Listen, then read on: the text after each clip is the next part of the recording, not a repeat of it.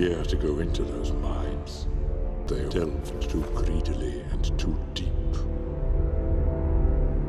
You know what they awoke in the darkness of shadow and flame.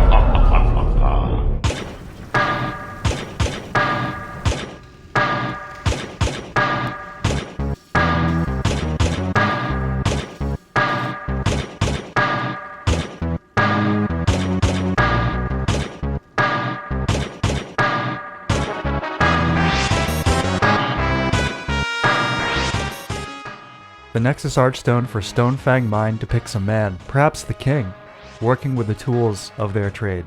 His exposed muscular arms suggests a hands-on approach, continuing the art of the kingdom's tough manual labor versus just observing it happen from the throne. Physicality is emphasized throughout Stonefang, from the corrupted miners to the large, physically imposing bosses of the area.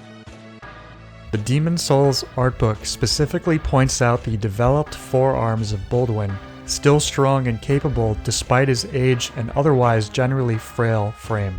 This serves as a contrast to its neighboring archstone, the Tower of Latria, with its more feminine and matriarchal society. Stonefang has a city located nearby, nestled along a river in the valley between the mountains. It was common for villages to be erected near bodies of water for the history of human civilization, both for domestic and agricultural water supplies. The development of canals and pipelines led to the ability to decrease our proximity, as well as utilize the transport of water for other purposes. This same river is used within the mine itself in the process of the blacksmithing. The first section of Stonefang has visible water transportation construction and is even used to open the way for the player at one point.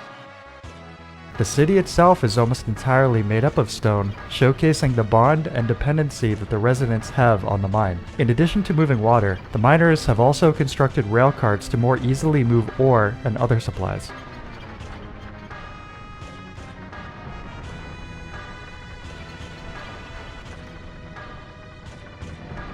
Other logistic considerations include bedding for the miners, which are arranged in a minimalist bunk style.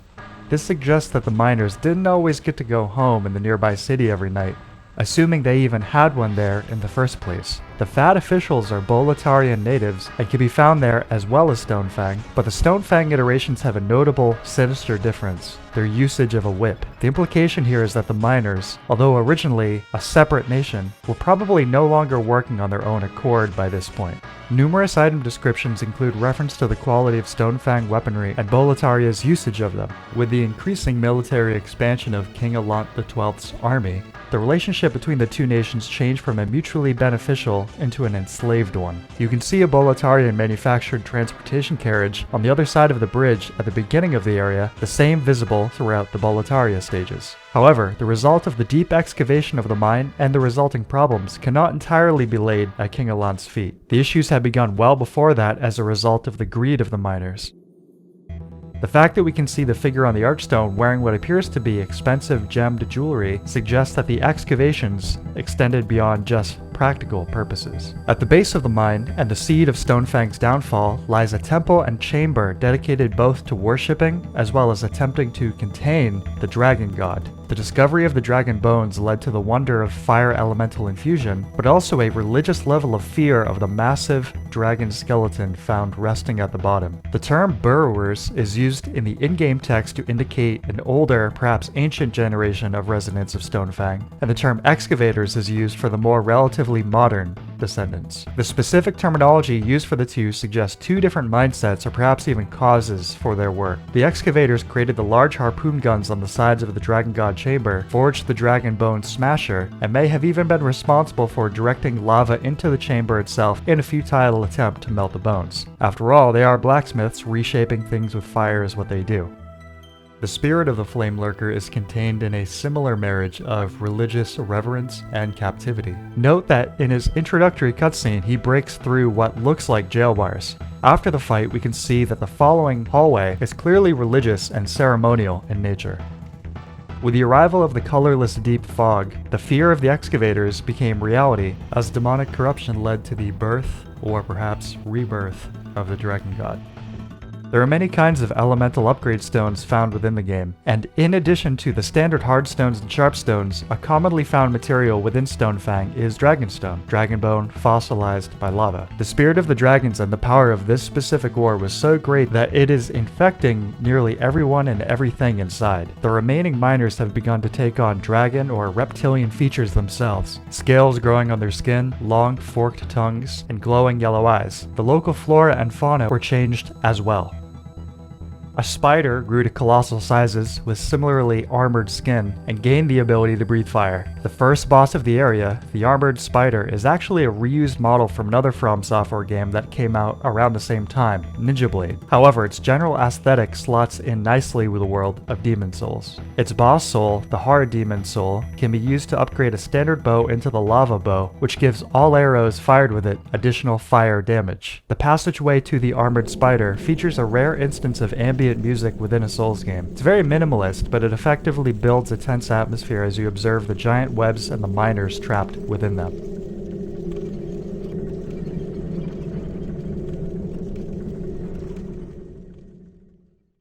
The bear bugs come in a few different sizes, and their shed skin, as well as the rockworms, can be found all throughout the lower mines. Molting is of course a real-world process that some insects use in order to grow, as their exoskeletons cannot expand in the way that skin can. Therefore, we can deduce that the larger bear bugs are further along in this process.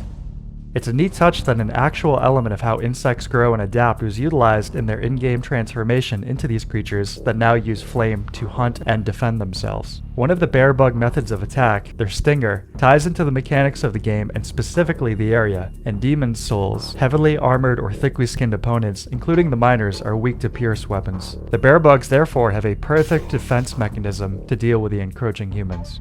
Another unique element of this environment is the weird fleshy reeds that can be found in the magma-filled caverns in the second stage of Stonefang. These have another interesting evolutionary feature, as it appears the majority of the stem is actually rock, or something like it at least, with the unsheathed bud appearing at the top. In front of where Flame Lurker is encountered, one can find a pair of fist weapons called the Hands of God, a fist weapon bearing God's name. There was once a strong man who slaughtered dragons with his bare hands. His godlike fists earned him the title of the legendary Big M. The name and use as punch-enhancing gauntlets might be a reference to the Japanese cartoon from 1999 entitled The Big O, in which the titular giant robot fights in a similar fashion. And there's another possible reference here, and it may sound a bit ridiculous, but hear me out. Diego Maradona is regarded as one of the greatest soccer players of all time. In the 1986 World Cup quarterfinal, he is responsible for both goals in a 2-1 Argentina victory over England. Both goals have become legendary in the history of the sport, but I'm making this connection because the first goal is known as the Hand of God. Basically what happened was Maradona used his hand, perhaps unintentionally, to score a goal, which is an illegal move, but because the referees didn't catch it at the time, the game went on with a point in place. The name Hand of God came about later when Maradona was asked about it and whether he scored illegally. His response was that it was made with, quote, "a little with the head of Maradona, and a little with the hand of God," end quote. The infamy of this phrase, its subsequent usage in a variety of ways, and the fact that his last name begins with the letter M, and that the Demon Souls weapons are gauntlets, weapons placed on the hands, leads me to the possibility that this could be a sly reference. Or not, and the whole thing is just a funny coincidence. Anyway, moving on. It's worth noting that most of the Stonefang natives seem to follow in Big M's footsteps when it comes to melee combat. Only a few fight with their weapons, either the blacksmith hammers or mining picks of their trade, or swords so freshly made that they're still glowing with heat. Even the ultimate creation of the excavators, the Dragon Bone Smasher, designed to be used against the Dragon God if it were to ever reawaken, is a blunt weapon. The blacksmith brothers, Ed and Baldwin, are surrounded by weapons of their own crafting, yet choose to engage you with just their fists if they are attacked. Killing either of them will yield another Hand of God apiece. Big M's handiwork can be observed throughout the second stage of Stonefang. Dragon skeletons can be found throughout the tunnels and in the room where Flame Lurker is encountered. Ed and Baldwin and Flame Lurker all share certain traits. They all fight hand to hand, they all have a distinct missing eyepiece in the glasses for the brothers, and a literal missing or bulging eye for Flame Lurker. They all have bald heads, and at the very least some semblance of a beard. A running theme in Demon Souls Are people becoming demons in perversely ironic ways? Could the Flame Lurker be the corrupted soul of Big M? And given the similarities between what we know about Big M and the Blacksmith brothers, could they be descendants of him? After all, the soul that the Flame Lurker yields, the red-hot demon soul, can be given to Ed to enable the most advanced blacksmithing techniques possible. A closer look at Flame Lurker also reveals that most of his skin has melted off, revealing the sinewy muscle underneath. On his back, you can see some gross holes forming that have probably formed to release heat or maybe steam through his flesh. Flame Lurker's chamber also looks quite a bit like the tomb room from Eco, a likely inspiration considering director Hidetaka Miyazaki's appreciation for that game.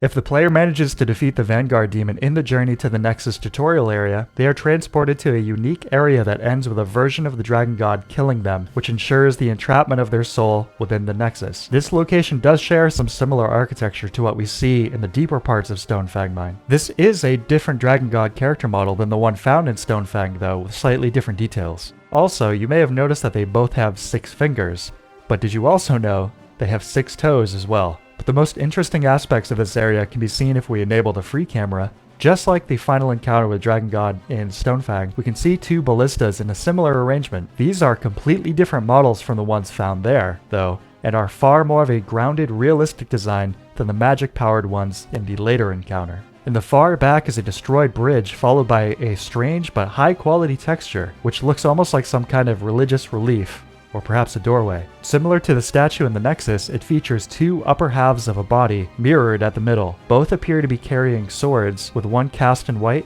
and the other in black.